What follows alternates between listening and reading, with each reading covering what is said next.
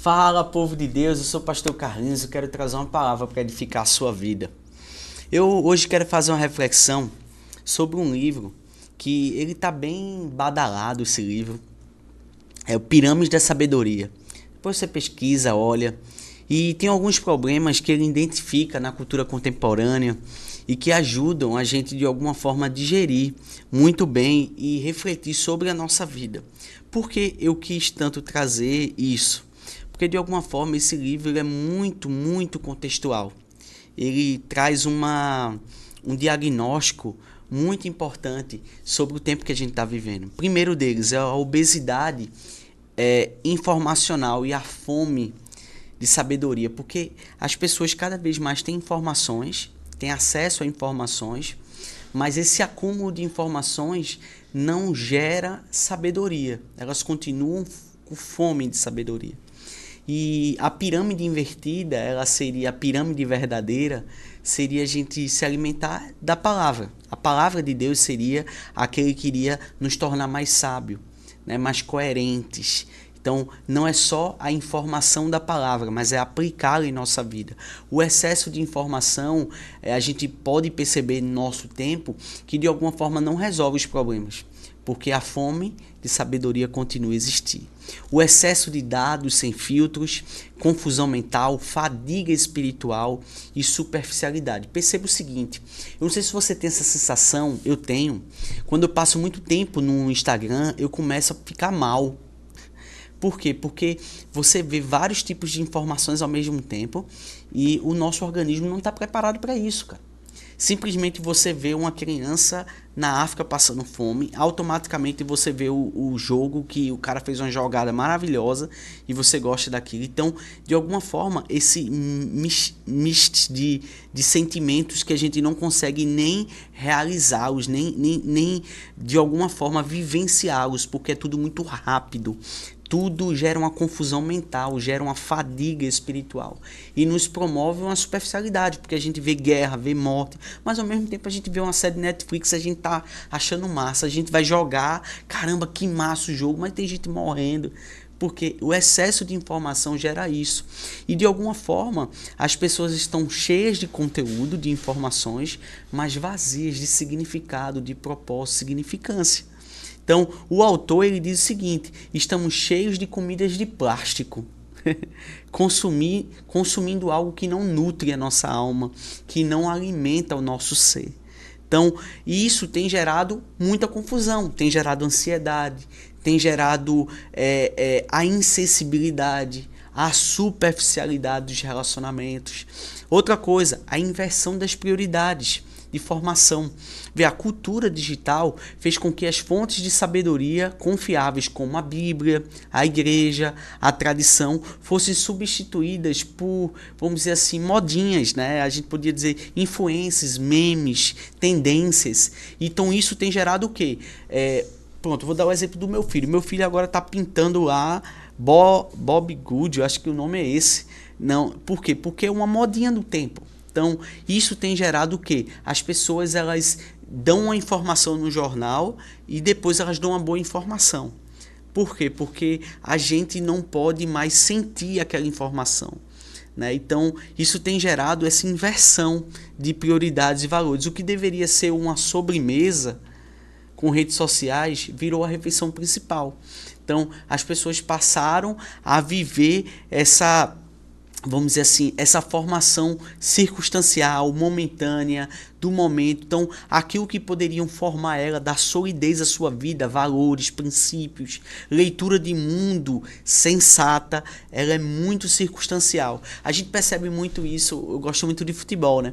Então a gente percebe muito isso, o cara faz uma jogada maravilhosa no jogo, então ele é um cara fantástico, que jogador do caramba, sempre foi, sempre vai acontecer, o futuro dele é brilhante, aí no outro dia ele joga mal, aí já começa, muda a narrativa muito rápido.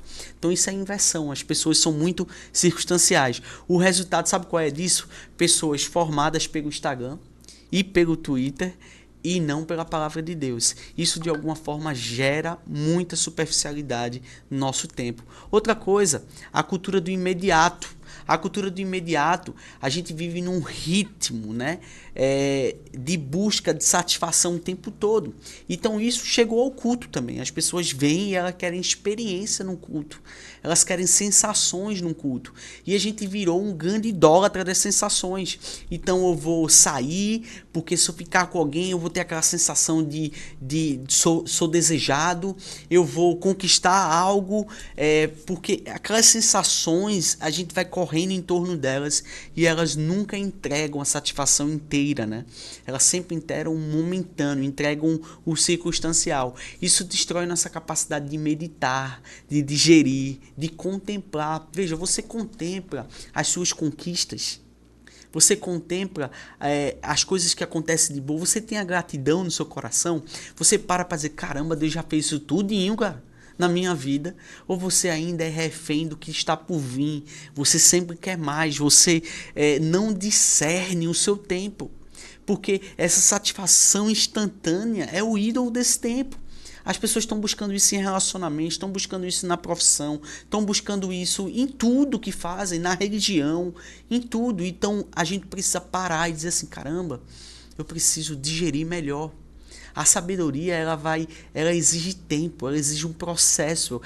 Você planta, você coloca água, ela vai crescendo aos poucos, leva tempo. A gente não constrói quem a gente é de forma instantânea. Não é a sociedade do miojo, né? Sabe aquele miojo? Não sei nem se come isso ainda, né? Aquela questão instantânea, momentânea. A gente precisa ser viciado, não no instantâneo, sabe? Não na pressa, não na recompensa instantânea. Às vezes as pessoas estão aqui desesperadas, mas simplesmente porque elas não digerem que Deus vai prover. Deus vai prover. Ele é provedor. E pronto. Digira isso. Isso é uma verdade sobre Deus e sobre quem nós somos nele. E as pessoas querem a satisfação agora, elas querem o emprego agora, elas querem namorada agora, elas querem ganhar mais agora, elas querem sucesso profissional agora, elas querem se comparar agora com as pessoas. Então, sempre é isso. Outra coisa, o isolamento espiritual. A internet, ela promove conexões. As pessoas, elas não estão dispostas a criar vínculos profundos com as outras.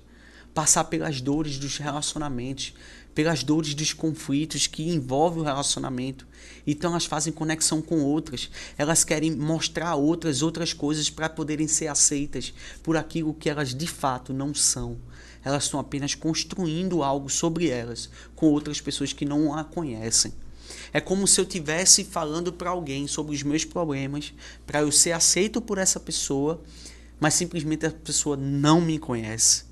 Então a gente vive esse tempo de isolamento espiritual. As pessoas não têm conexões profundas. Isso promove a solidão, porque por mais que você busque várias pessoas para falar sobre você, ainda assim você está só, porque aquilo que você está falando para você não é o eu seu inteiro sendo construído em Deus. É apenas imagem que você está criando, narrativas que você está construindo para poder promover o seu reino, para promover a sua vida sem Deus, né? Porque Deus, ele está naquilo que é sólido, naquilo que é profundo, não na superficialidade.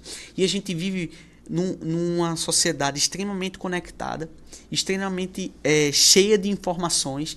A gente tem não sei quantos mil seguidores e ainda assim a gente se sente só. A gente se sente sem pessoas, sem amigos, sem relacionamentos. Eu passo horas jogando na internet, com amigos na internet, mas ninguém é meu amigo de fato. Ninguém sabe o que eu estou passando.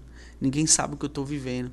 Então muitos cristãos tentam crescer dessa forma espiritualmente. Eles querem crescer sem comunidade. Eles querem crescer sem admoestação, sem correção. Eles querem crescer sem pararem, olharem um nos olhos do outro e perceberem suas fragilidades.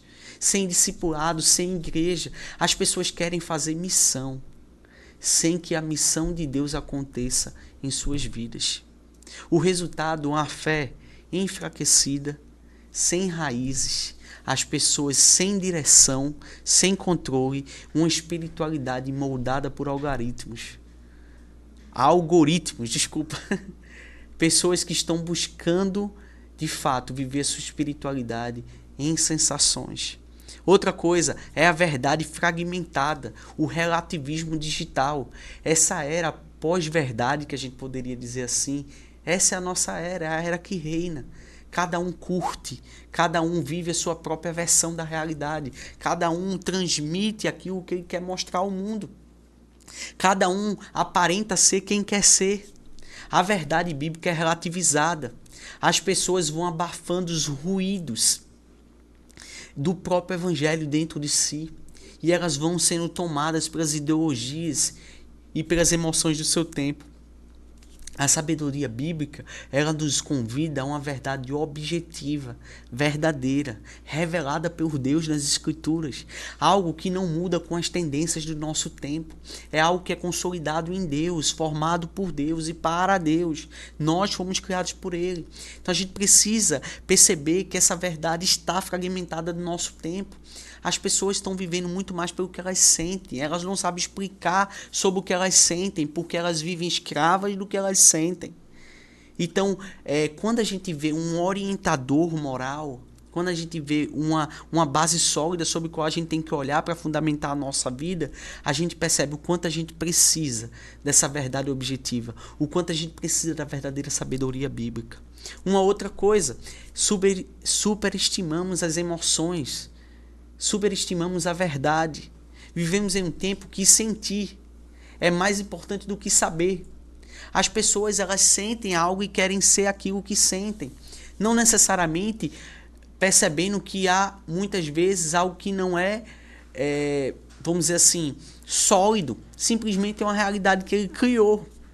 Isso gera uma instabilidade emocional, doença emocional, porque não corresponde com a realidade, não é fato, não é real, mas eu quero ser aquilo e pronto. É o que eu desejo e pronto, é o que eu tenho vontade de fazer e pronto. Então isso gera muitas vezes muita fragilidade no ser. É como se um ser humano pulasse de um helicóptero sem paraquedas. Não há certezas. Fica com muitas dúvidas, fica com muita incerteza sobre isso. Então veja, o que eu quero que você pense é o seguinte: o que você sente precisa ser orientado pelo que você é em Deus, pela identidade dele. A gente precisa não oscilar. Essas verdades, elas permanecem, é a verdade de Deus. Então a nossa instabilidade emocional e espiritual às vezes está muito porque a gente não está se voltando para o que é sólido, não está se voltando para o que de fato pode gerar em nós formação, crescimento, educação, enraizamento. Você vai enraizando de forma radical e profunda. Esses diagnósticos, de alguma forma, mostram como a gente está precisando de Deus, como a gente precisa do cuidado de Deus, quanto a gente precisa, de fato, viver para Deus. Então essa é a minha reflexão hoje para você. Leia esse livro, Pirâmide de Sabedoria.